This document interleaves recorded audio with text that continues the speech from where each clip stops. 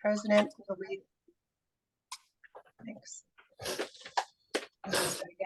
Good evening. I'm Beth Cava, Program Vice President for the League of Women Voters of White Plains, and I welcome you to our program, All Politics is Local, Understanding the New York State Judiciary.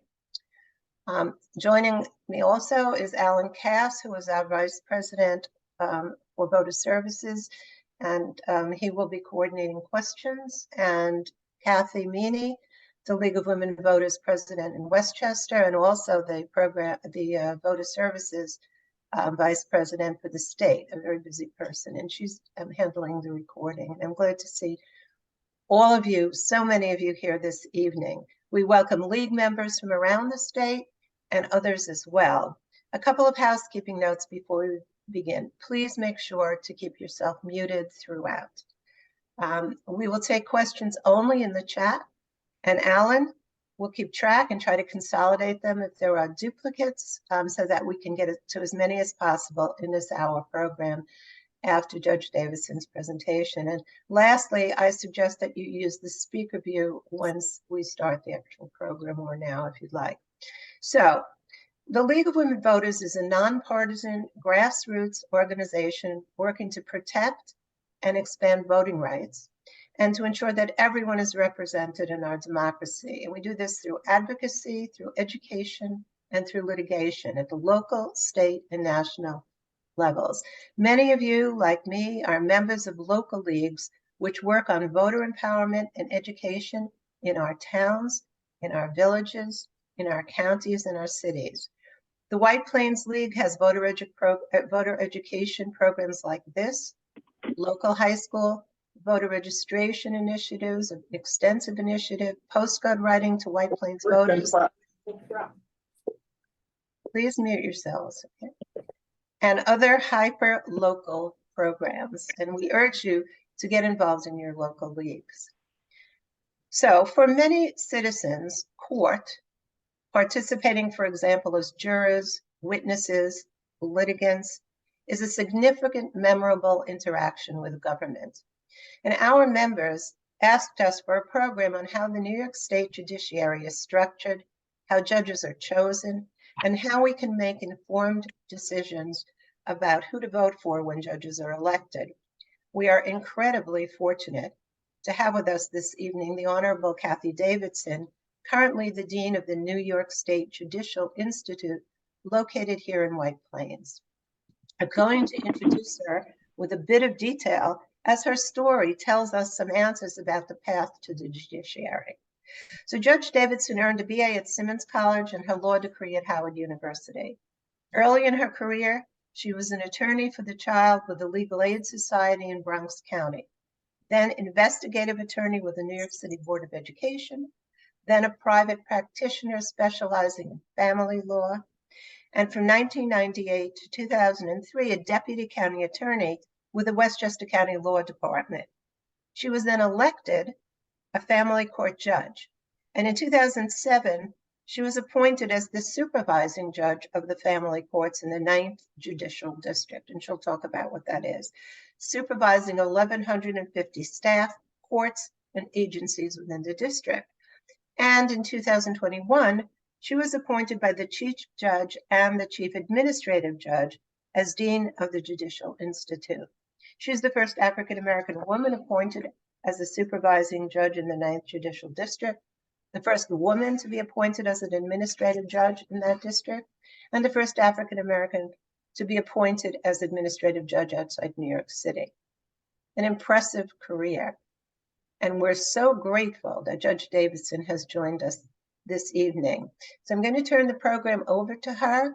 Again, please remain on mute, go to speaker view, and place questions in the chat, and we'll turn to them later in the program. Judge Davidson. You're muted, Judge. Thank you so much to the League of Women Voters of White Plains, to the president, who I had the pleasure of just meeting, also to the local president, and a very special thank you to the Vice President Program, Beth Carver. We've had an opportunity over the past couple of weeks to get to know each other by Zoom, in person, talking, and I feel like we've discussed so many things, politics and the future of politics and the future of women in politics, and it was very inspiring. And I really look forward to continuing that discussion and relationship. I also want to thank the League of Women Voters for really bringing this topic up. I think that it's important for us to talk about the judiciary. We all know that there's three branches of government, obviously, and the judicial branch is the third branch of the government. But it's important, and especially in times such as this, that we maintain an independent judiciary. And also to increase the public trust. We know from studies that indicates that the public trust in the judiciary is waning, and as in all branches. And I believe, especially in this role as the Dean of the Judicial Institute, that it's important that I go out and begin to talk about the judiciary, how the judiciary comes into being or how it has come into being, so that there can increase that confidence of in our judges, because most judges want to know and care, and we are public servants, and to understand and say that when we issue an order or decision, that at least the public has confidence, the voters, the citizens of New York understand, maybe I don't agree with that decision, but I have a respect for this judge, I have a respect for how the proceedings are handled. Because for many people, the face of justice often is the face of the judge, but right there in those local courts. So I thank you for this opportunity, because I do think this will begin to increase. These kind of forums are so important, and that's why I think it was a great idea and concept for the League of Women Voters to, again, step out and do something like this. So what we'll do tonight, we'll just talk a little bit about, I'll tell you about each one of the branches of government, each jurisdiction of the courts, to sort of what they do, are they appointed or elected, and then maybe talk a little bit about the administration of the judicial system. Many people don't realize we actually have a whole administrative piece that runs the court. So the first and the highest court in the state of New York is the Court of Appeals. Probably everyone knows the past 6 months there was a lot of press about the picking of the new chief judge who we have now as Chief Judge William Wilson. But the New York Court of Appeals, not like other courts, is the highest court. It's comprised of the chief judge, then 6 associates, and each one is appointed by the governor and with the advice and consent of the Senate. And it's based on a recommendation from the Judicial National Commission. So there's a whole these interview packets, and it's announced in the Law Journal that they're seeking to fill a position on the Court of Appeals. And then judges apply, and then that list, out of all the judges that apply, it's usually whittled down to a certain number. That number is presented to the governor, who then picks. So we just went through that process. It wasn't a very pretty process, but we were fortunate to have the first African-American judge for the state of New York, Judge William Wilson. So after that, we have the appellate divisions, and there are really 3 appellate divisions: the division of the appellate division of the Supreme Court, the appellate term of the Supreme Court, and the appellate session of the county court. I'm not going to go into too much about what those 3 courts do, and that's for the reason it would just take up a lot of time, but they handle the appeals from the lower courts. So for instance, the Supreme Court on the appellate division will take the appeals from family court. So it works its way up the system. But just to get into, because sometimes it's questions of law, sometimes it's questions of fact. So that's for another conversation, but that's the second level, and we'll take a look at that level at another time. So this is our second screen, and we'll show that a little bit later. That's the administrative structure of the New York State court system, and we'll talk about that a little bit later on in the conversation. So we'll talk also about the Court of Claims, and the Court of Claims is another branch of judges who, again, are appointed by the governor with the consent of the Senate. And so there's 2 sections of a Court of Claims judge, not Court of Appeals, Court of Claims judge. And so one handles they're appointed as a Supreme Court judge. So they appoint them as an acting Supreme Court judge. And also in many jurisdictions, you can have a family court judge that can be appointed as an acting family court. This is done quite a lot throughout the state, often because you may have certain courts that are lacking and in need of more judges. So for instance, say in the city, the numbers in terms of family court are huge. So often they may take a judge that was appointed to a civil court, and then the mayor would appoint him as a family court, he or she is a family court judge. So the Court of Claims judges, they can either be an acting Supreme Court judge or acting criminal court judge, or they can be a Part A judge. And they basically have jurisdiction of the different claims of breach of contracts, towards state officers committed in their acts. So those are the kind of claims that you have in for your Court of Claims. Now we get to our Supreme Court.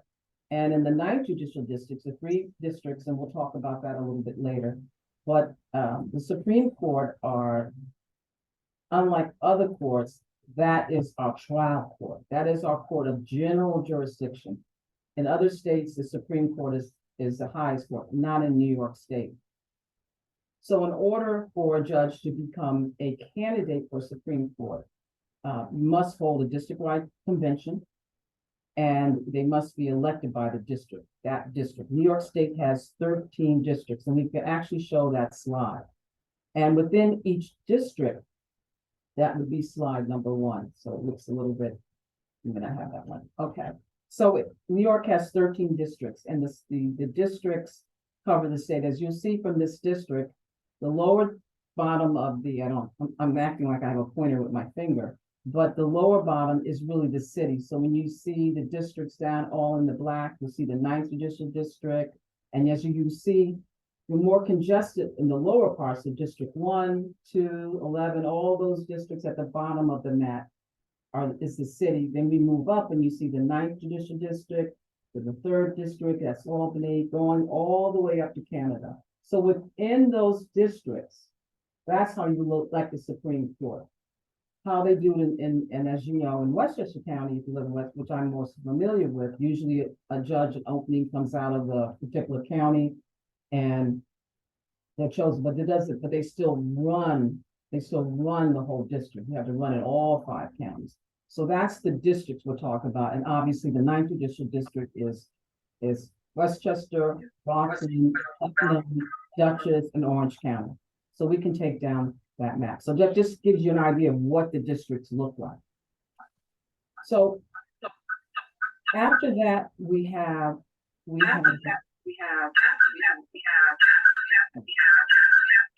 someone should go on mute. So just to talk a little bit about the other, and I'm going to talk about courts outside the city and courts inside the city. And I talk about that because outside of the city, and I'll just use this example, we'll get to that, we have town and village justices. You don't have town and village justices in the city. So there's certain courts that are outside of the city and certain courts that are inside of the city. So for instance, New York City has New York City Supreme Court, and New York City Supreme Court hears felony matters. But outside of the city, our county court judges who are elected countywide, they hear the felony matters in addition. So there's always a distinction between outside the city and inside the city. Because inside the city, you don't have a county criminal court. It's always civil supreme. So it'll be a civil court judge here, a Supreme Court judge hearing a criminal matter, whereas outside the city, we have it'll be in county court. So some of the jurisdiction that we have for a Supreme Court judge, obviously, is money damages, those cases that exceed the amount in a lower court. A lower court for us would be our city courts. They have exclusive jurisdiction over parties seeking equitable relief, which is something like an injunction. They have exclusive jurisdiction over matrimonial matters. Only in Supreme Court can a divorce be issued. Many people think, oh, family court, you can't issue a divorce in family court. Family court matters, different matter, but matrimonial matters, you have divorce, legal separation, annulment. In addition, in some counties, we have specialized counties for criminal division. And those are very special and usually have a judge presides over matters that are commercial, not criminal, I'm sorry, commercial divisions. So that's the breadth and depth. And I'm not doing every little, if we got into every little case, number one, it would get boring. And number two, we don't have all night to do it. But it has this broad, that's what we say, general district, this broad jurisdiction of all these matters, and also it has what we call concurrent jurisdiction. It means it also has jurisdiction with some matters with family court. So you can have an adoption in family court, and you can have an adoption in Supreme Court. You can have your matters of support in a divorce matter heard in Supreme, and you can also have those matters heard in family court. You can have a custody and visitation matters heard in Supreme, and you can also hear in family court. So courts often have concurrent jurisdiction. But generally what you like to do, and especially in a matrimonial matter, with kind of this one concept of one judge, one family, which was a very big push, and many of you may remember Judge K. So often maybe a case may start in family court, maybe something happens and of course they just start with having a custody issue, and often the case is what we call is removed to Supreme, and the judge in the Supreme Court presiding over that matter will consolidate all those cases under one of issues, because in order to, number one, it's more efficient. Number two, it allows for these cases where you don't have to run to family court, pay legal fees in family court, run to matrimonial court, pay fees in matrimonial. So often when you have this concurrent jurisdiction, these are the times where you want to consolidate it all into one matter, have one judge hearing that whole case. Efficiency. We have our surrogates court, and this is also a difference. In the city, in a surrogate court, it's a court that's elected, this county is 14 years. Outside the city, our surrogates, especially in Westchester County surrogate, so it's 10 years. And they also have exclusive jurisdiction over probate matters. They also have guardianship, and also they do also have concurrent jurisdiction with the Supreme Court in guardianship matters and also adoption proceedings. So adoption proceedings can also occur in family court. However, while I was sitting in family court and supervised, generally most of the adoptions, pretty much almost all of them, were done in family court. You know, maybe sometimes you might have a judge who had a personal, often our family court judges moved on to Supreme Court. Maybe there's a personal, somehow the case, or that knew the child, knew the case, may hear the case. So again, even with surrogate court, this is concurrent jurisdiction with Supreme, concurrent jurisdiction with family court. But often there's, you know, it's kind of like each jurisdiction, the JD, we call them JDs, the judicial district. Sometimes it's just sort of folklore. And just in the night, it just so happened that that's most of them are done in Westchester. But it's not a hard, fast rule. It often takes on that kind of role. So you have your New York City local courts in the 5 bureaus, and they will try, in those courts, they arraign the felonies. But again, they may arraign the felonies, but those felonies to be heard are going to go to the higher level Supreme criminal. But they would try the misdemeanors and a lesser offense. And these judges also elected by judicial districts or less. So again, this is elected in the city. Your family court has exclusive jurisdiction over matters including juvenile delinquency, status offenses, which is basically person in need of supervision. And I've always been asked, what is a status offense? Why would it have a status? And a status offense basically is something with a minor where you normally would not be an offense for an adult. So for instance, say something along the line where the youth is staying out beyond the purviews of the home. Run come to court, he or she runs away. These kind of offense, same actions that if an adult did would not bring them before the court. So we call them status offenses. And there's a lot of controversy around pins and needed supervision, but again, that's another topic for another day. But I actually do a brief explanation of status offense because many people wonder what in fact that is. They cover child abuse, termination of parental rights. Again, those are those cases under neglect where parents are not able to have their children returned back to them. Adoptions again, concurrent jurisdictions with family court adoption, supreme, surrogate, and guardianship. And also, that's something the same thing as supreme. We also have something new we call SIDGE cases, which are special immigrant status cases. And those are those cases when young people come before the court who were brought to this country and seeking to have special immigrant status cases based on certain specific criteria. A family court judge is something that comes under the immigration court, but this particular area, under 21, was designated to the court, family court, because they believed that the family court was in a better position to review the petition, to look into the facts of the petition, and grant the status. And once the status is granted to this young person under the age of 21, the petition has to be filed under the age of 21. Then at that time, they take that decision of the court and go to the immigration court seeking status. So outside the city of New York, family court judges, as I was, we're elected. We run for office, we seek the nomination of our party, and we run for office. In the city, and it's a 10-year term. In the city, they're appointed by the mayor. It's for a 10-year term, but it's appointed by the mayor. So again, you see this, what happens outside the city versus happening inside the city. And obviously, there are many discussions about which method was work, but all politics is local. It's all politics. That's when I hear what my friends go through for the appointment process. I said, well, it's still, pressing the flesh and getting to know people, but that's the difference. So we discussed a little bit previously about criminal court, and we talked about the county court judges. And as I said, they're outside the city.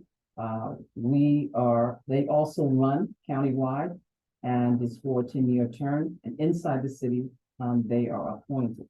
They have in the city the housing part.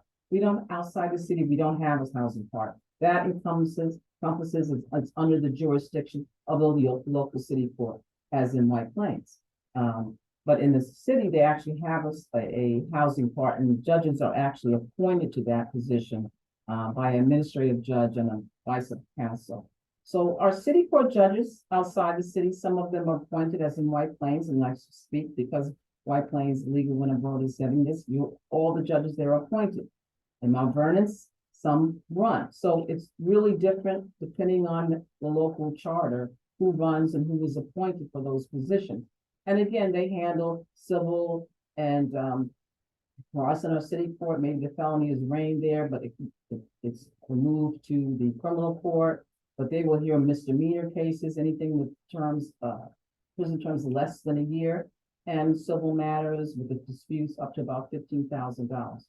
So it kind of encompasses sort of that first sort of level, traffic violations, all those kind of things come under the city court. And Nassau County and Suffolk County, they have district courts. And that's where they will arrange, again, it's sort of like our city courts, and they arrange felonies, misdemeanors, traffic cases, local zoning, all those kind of cases. But that's just in Nassau and several counties out of Suffolk County.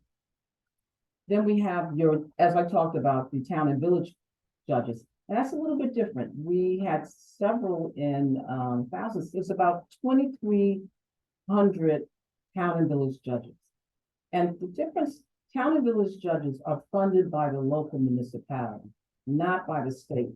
So it's an interesting dynamic because they're part of the court system, but not under completely Office of Court Administration in one sense, because of, they're almost neither fish nor fire. And also the interesting thing about a justice court, in some town and villages, they do not have to be a lawyer. And you'll find that many, as you go further upstate, closer, you will find that they're not. I happened to attend the magistrates conference week before last, and I was speaking to one of the magistrates and talking about, she wasn't a judge, but she was very active in her PTA. She was a very active community person, and so she came to the attention of the mayor, and she was actually appointed to become a judge. So some of the judges, town and village judges, are appointed, and one are elected. So, but they also often are our first line of cases. Many times an order of protection will start in the town and village judge court and then is removed into family court. So we also they all play a role as we go up the ladder of the judiciary, but all very, very involved. So that's a little bit of a nutshell of the overview of the judges, the judicial system, the districts. And so I can keep moving on, or if you want me to take any questions of that, or I'd like to talk a little bit about the administrative structure of the New York State uniform. Would you like me to keep going, Beth? Yes, I think, finish your talking about the administrative structure. You talked a bit about how judges get selected, and then, that last part on how we should decide. Okay. And then we'll take questions after that. Okay. So a little bit about the administrative structure of the New York State Unified Court System. So we actually, and that's this other take, it's actually a whole structure when we call it the Office of Court Administration, the OCA. So the court system at the top, we have our chief judge, who I spoke about, Judge Roland Wilson, who was just appointed by the governor. He is the head of the Court of Appeals, and there's 6 other associate justices. And so obviously they hear all of the appeals that come from the appellate division, not all of them, just very specific areas that they address. He also is the chair of the administrative board of the courts. So slide 2, and when you look at the slide, you'll see the chief judge, there's the administrative board, and then there's the Court of Appeals. So the administrative board is where, and this is what I'm showing you here. So that's your structure, your administrative structure of the Court of Appeals. You see the chief judge at the very top. Off to his left is the administrative board, and that's comprised of the appellate division, the what we call them the PJs, the presiding justice. So any issues regarding the policies, the administration, they go to the administrative board and they make these decisions at the administrative board for the policies for the court system. So he's almost has 2 hats. Immediately under him is the chief administrative judge. And the chief administrative judge we have now is Judge Joseph Zayas, correct. And he actually is the first Latina who he's also made history who runs court. So the chief administrative judge really runs the operations of the court. So any issue that you have in terms of operating the court, this goes to Judge Zayas. But under him, we have now, which we haven't had, the first deputy chief administrative judge, who is Judge Norman St. George. And so these 3 gentlemen, and they're all, I don't even think they've made 6 months, are responsible for the administration of the judge. So for instance, if you come down to sec, you see me over here and it says Dean, New York Judicial Institute. So any issues that I may have, I would take that to the first deputy chief administrative judge. If I have an issue where I think, you know what, I'd like to hire some more attorneys to work with us, that's where I would go with the chief. I would go to first deputy chief administrative judge Norman St. George. Now within the structure of the court system, we have the what we call them district court administrative judges. So we have a district court administrative judge, James Murphy, for outside the city of New York. And if you look at the list, if you come down on one line, and it lists all the districts that are under DCAJ Murphy, and you have Court of Claims, the 3rd district, the 4th district, the 5th district, that's a correct one. All those courts outside the city come under Judge Murphy. So when I was in the 9th Judicial District, my district administrative judge was Judge Caruso. So any issues I have with the 9th Judicial District, I would take those issues to Judge Caruso. In this case, it would go to Judge Murphy. Inside the city of New York, we have Justice Deborah Kaplan. And so she addresses all the judges. She has the 1st district, 2nd district, 11th, 12th, everything that's listed. The New York County clerks, the Commission of Jurors, law libraries, surrogates court, problem-solving courts. So those 2 judges, and again, that's the structure. It comes down and breaks down. And then we have a 3rd district administrative judge, and that's Justice Edwina Middleton Richardson. And she handles all the access to justice, the child welfare program, are problems, all these courts, these initiatives that are decisions that the court feels that are important that we have. She's responsible for all of that. And within that, we have statewide coordinating courts that come under her, and that would be a statewide coordinating court for matrimonial, statewide coordinating court for, and that's Judge Sunside, problem solving court, Judge Sarita, and we just have a new statewide coordinating judge for family court, and that's Judge Richard Rivera. So the court, in a nutshell, has this system and court structure in place. So you see, judges just don't go off into a bench and just make decisions. It's very structured and very much in place. So any of the needs that we have can be addressed in the court. We have a communication department. All of these issues, all of it makes part of the whole total judiciary and how we function. And it's important that you know about this because it's for you to know that the court understands the need for specialized courts, because your veterans courts are specialized court, your drug problem solved. The court understands we have to address the need, mental health courts, we have to address the needs of those who come before us. And sometimes you need a specialized court, which means that might be a judge that comes to the Judicial Institute, gets specialized training in specific areas to address the needs.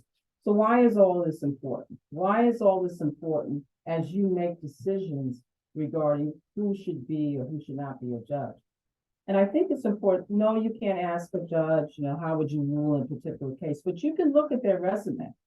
You can look at their resume and begin to ask them, well, where do I see in your resume that you're running for family court? In what ways, what organization, what are you part of that indicates to me that you have a passion for this work? Maybe that's their practice. Have they ever practiced that?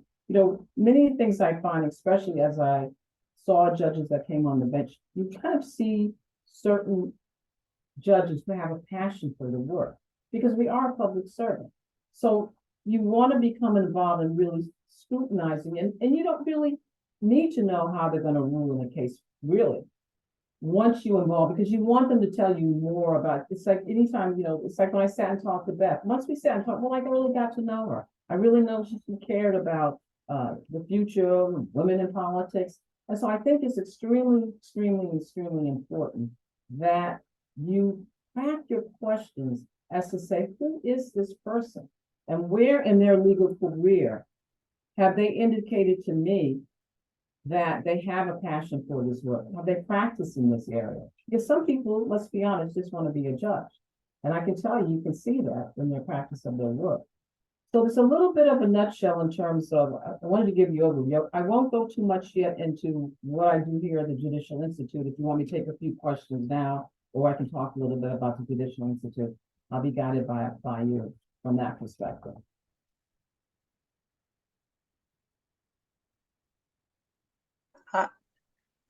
We can look at a couple of questions that are in the chat. Alan, I can see them. Do you have got it? You want to unmute? There are no questions in the chat. Well, there was one. What happened to it? I don't know. It said, do you see the appointment? There it is. Westchester County is planning a new juvenile detention center for the 9th Judicial District. Do you believe we need a new detention center of 80 beds? Well, the whole detention center, and I don't want to speak too much what they should do or not. I'll talk a little bit about what I observed. And when I visited and I imagine the person is talking about Woodfield College. When I am perfectly honest, when I went and saw Woodfield College on Valhalla, I was not happy in terms of what it looked like, what needed to be done. I think we need to do everything we can to keep youth out of a remand status. But there are those cases and that children will be remanded to a secure facility. I think this secure facility should be reflective of how we feel about our children, how we think about our children. And I didn't see that there. And so that was a push the whole time I was there, was to renovate it. I'm not looking for housing more youth. If anything, we all know, all the data indicates keeping children out of remand or even non-remand. And for remand, for those of you know, remand means that a child can be remanded, placed in a secure facility, which is a lockup, based on the facts presented to them, or a non-secure facility, which is a facility using Children's Village. So based on the certain facts that are presented to the court, we always used to have, based on least restrictive. The problem with the secure, are there going to need to be children? And sometimes it is children. I see them all as children at 28. The remand stands, but what does that facility look like? So I think that's more of the question, not the number of beds. Who wants to increase the number of beds in remand? Not at all. But what is the care and the condition when they do get the place? I think is more the question, the answer. Okay, thank you. And I just see another question here. It says, do you see, so this has to do with how judges are selected, which you addressed. It says, do you see the appointment of judges by mayors and governors as having any conflicts of interest, or should, in general, the process be trained so they are all elected? And so we talked a little bit about this when I saw you. What do you see as the advantages or disadvantages to the notion of justice between election and appointment? You know, that's an interesting question, and even internally judges debate it. You know, one thing that I find when I first started to run, and one of some research I saw that women actually did better if we ran. And one of the reasons I believe was, and I'm hoping I can find that study, because a lot of it is who you know, and if the hierarchy or those in power are men and they know each other, you know, it might be harder to break in. I mean, I liked running, even though it was stressful, because I felt I could take my position. I like to be elected by the people. I like to know that my community wanted me and supported me in that position. That's me. I don't think if you're appointed by, I don't think the appointment process means that it's any fairer. I think a lot of people, you know, the friends I know that are judges that were appointed, you know, they feel, oh, I could never run, but you know, it's still political.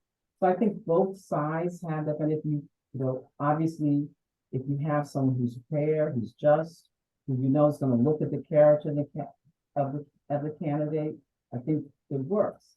But we all know sometimes it works, it doesn't. Sometimes someone gets a nomination in an elected process, and you feel the other person was a better candidate. Maybe they would promise something. So it's not a perfect world. It's not a perfect world. But I think because the unfairness, and even though we are increasing in numbers among women, you know, as I say, the study I showed, women do better in that process. It's like once we get out there and fight as women, and I'm sorry to all the men on there. Well, nothing personal. I grew up with brothers, but the pros and cons. The election process worked for me. My district was very good to me, and so I like being elected from my peers, from my community. Something about that makes me feel good. Got another question here. Some towns and counties have a youth court to avoid heavy-duty prosecution of young offenders for minor offenses. What's your opinion of this? They're good. I've been involved with a couple. I know White Plains has one. I know New Rochelle has one. You know, what happened initially when they started, they would take a lot of the different cases, you know, the shoplifting, those kind of cases. I think they're good, provided that they really focus on rehabilitation or having the youth learn a lesson from it. And that's what studies, you know, when you talk about the American Bar Association has done a great study on the school to prison pipeline, and they talk about this. We are going to bring the American Bar Association to the Judicial Institute in April. So I'll make sure I get the date. I love anyone's welcome to come to hear them do a whole study on it. So I think it's one step, it's many steps as we can get away from coming into the system, the better. The less contact with the formal system, I think, works. Here's another question. What's a good place to find out judges' positions? I don't know anything about any of the judges running. So you mean, their positions on certain, issues? So the thing about, I think we were talking about this, that's why it's so important to go to the forums. So you can ask them these questions. You're not gonna say, how are you going to rule on Roe versus what, you're not gonna do that. But you wanna ask some questions. Well, tell me what are your beliefs? Well, how do you see a judge? That's how you get to know the judge. If you understand what I'm saying, they're not gonna print, you're gonna get something that's very, very blank on their cards on the front, but have them come before you, screen them, talk to them. It's so important. And like anytime you're interviewing anyone, you're going to get the substance to who they are as you discuss them. You're interviewing them for the position. So, and Judge Davidson and I talked about this a little when we were preparing for this, and I'm not sure, and Kathie E, who's here from the League in Westchester, can add to this also, but I don't think I've seen the League of Women Voters have forums for judges. I don't think we've done that. And if we were to do that, so, this person is talking about something that we don't necessarily have the opportunity to do, to meet people who are running for office in the same way we might for common council in White Plains.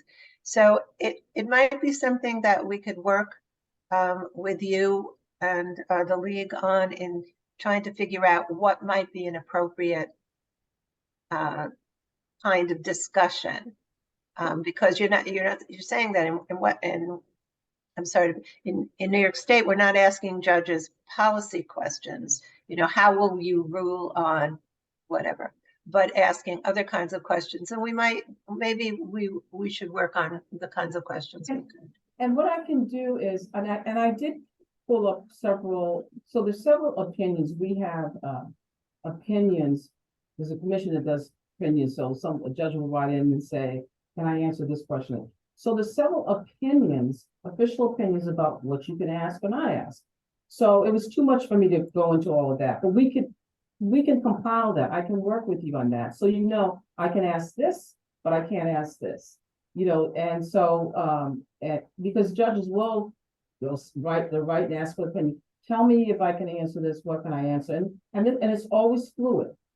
So for instance, I went to the commission and I said, is it okay if I present? And they said, fine, because you're nonpartisan. I'm not telling you who to vote for. I'm not taking a position, but I'm talking about and you might ask that question, the same question you asked me. Well, what do you think about an 80-bed detention center? What do you think about remand? So there's questions, and like you said, Beth, we can do that. Because there's plenty of opinions, plenty of opinions. There are other questions, Alan, so see that. Right, a question from the news. Do state and local judges have any ethics reporting requirements like members of the U.S. Supreme Court claims it does not have? Oh, yes, we do. Yes, we do. We have to fill out a whole, and even anyone in county, did you accept any gifts? Yes, every year by May 15th, we have to fill it out. Absolutely. We have more strict, all that's, but I'm not opinion, but there's no way we could get away with that. All those things have to be reported. We're very strict. That's why as a judge, I look at that and say, what a sweet deal they have. When you say you report it, who's the oversight? So that goes to, who do I email it to every year? I can pull it up to you. It's sent out to, I'll follow up and tell you exactly who it goes to. All right, we have a few more minutes, and so Alan, one more question. Go ahead. All right. This concerns judge removal. Can judges be removed? What are the reasons for which a judge can be recalled or removed? And how is it prosecuted? Who can appeal pardon me, who can the people appeal to? So,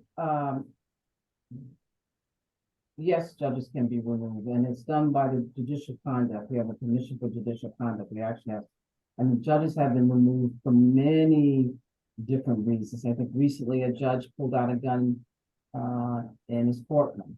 But the process is what happens is a formal, judges have been removed, the way they've spoken to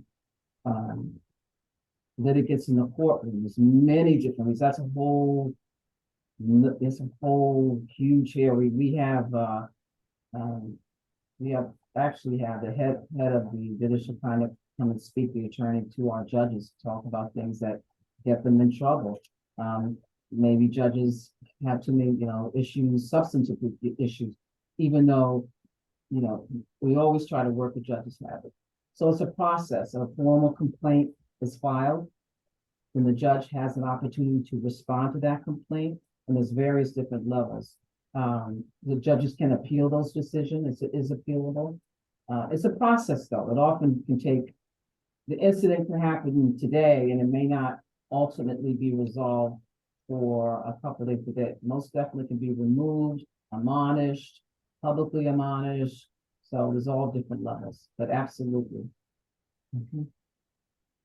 So I guess one of the things we could ask judges, if candidates for judges, if we were going to do that, would be how they have prepared themselves for that role. And I know if we don't have other questions, Judge, you might talk for a couple of minutes about your role in the Judicial Institute and how you work on what we in the teaching profession would call on staff development for judges, because it might give us some ideas of questions we could ask people who are running once we decide if we're going to have forms. Sure. So the judicial education has always been a part of the judicial system, but almost exactly 20 years ago, under the leadership of Judith Kaye, they decided it was important to have an actual physical building called the Judicial Institute, which is where I sit today and where I have. And the mission of the Judicial Institute is the training and educating of judges. It's a 52-year Center for Education. I'm responsible for training. We have two big major trainings, and then we have various trainings throughout the year. So all new judges, right after the election, I send a letter. I've already started. We send a letter out to the administrative judges that I talked about and said, tell me who just got elected or appointed in your district. We send them letters, and we have new judges school, which is the first 2 weeks of January. And we basically give them a whole lot of courses depending on their area. There's some general presentation and some specifically to the track to where they are, whether if they're going to landlord children, into family. And we teach, we prepare for them all, an overview. We will bring in, talk about judicial ethics. So that's a piece of the training. In the summer, we have what we call a summer seminar. And that's where we bring all the judges from across the state. We actually, because it's approximately, I should have said approximately 11,000 judges, we bring them all to a hotel. We take a week and have training on all various new topics, cutting in topics, case management, well-being. We also have we have a person designated for the mental and the health of judges. We can talk about all different topics. Obviously, like we will do cutting edge topics, as you know. AI is a new topic. That's something that we'll be training on. And then we have several trainings throughout the year. We have a trial preparation course going from soup to nuts, from when a case is started to the picking of the jury to actual jury over a series of time. We have contested adoption proceedings. We had a course here today on what we call reasonable efforts, and within cases they'll talk about what reasonable efforts has the county done for the return of a child home. So we'll do all these different trainings on whatever area of the law that you can think of. In addition, sort of a think tank. We work with PACE. As you know, PACE is big on climate, and we did some issues. We brought in judges from South Africa when as you know, there was an amendment to the Constitution for a right to clean water and clean air. Other countries have had that prior to us, and they spoke to us about how they implemented that law. So It's a wide range of your nuts and bolts, everyday evidence, those courses. And then we start talking about what's new. Let's talk about technologies. Now technology is everywhere. How do you get into evidence of text message? So it's a wide range of all these topics. And that's the responsibility of the Judicial Institute, training in every single your core courses, but then let's go beyond those core courses. Big job. Sounds like a fun time. I think there's one more question, Alan, and I know that Dave Buckwell put something in mentioning again that the Judicial Institute is right here on the Pace campus, so some place that we in White Plains could collaborate with. Yeah. I think there was one other question on terms in there. Do you see? There's how much time, how many years are judges appointed for, or how long are they elected? So, as I said, that depends. So, for instance, in Supreme Court, you're elected for 14 years. In family court, you're elected or appointed for 10 years. Now, when you reach 70, if you're a Supreme Court judge, you can be what we call certificated for additional up to 76. However, if you're a county court judge or a family court judge for 10 years, once you reach 70, you don't have that option anymore. There has been one or two times a constitutional amendment to try to change that, I think raise the age to 76. How long you can sit on a court depends upon, number one, which court you've been appointed to, and also your age plays a factor. Interesting, especially since the national conversation about age and leadership ability. So obviously it's been discussed here. I don't know if there are any other questions, if you want to write them, or I just then want to thank you so much for taking this evening to be with us. I think we have an opportunity to collaborate with you a little bit after this, and maybe to work on a model judges forum, like we do with candidates forums. We'll see, and other because judges are not local, except for, we're talking about Ninth Judicial District, right? So we would be collaborating across many areas, which we're working on. Wouldn't just be a White Plains forum, but would need some help with that. And it's a complicated system, and we need to help our community understand more about how to find out about judges, and we will do that. But we thank you so much for being with us. It's just been a pleasure, and for you to take time. And it's so nice to know that you're our neighbor and someone who is working so hard for us. So appreciate that. I mean, we can come back to non-speaker view if you want to all see each other for a moment. How's that, gallery? There are a lot of black boxes here, but behind those are all people who are interested. And so thank you so much. And I will sign out now, and good night. People are writing thank you, Your Honor, and we appreciate it. Okay. Good night, all. Bye-bye. Thanks a lot. Thanks a lot. Yes, thank you. Wonderful. Thanks. Bye. Good night.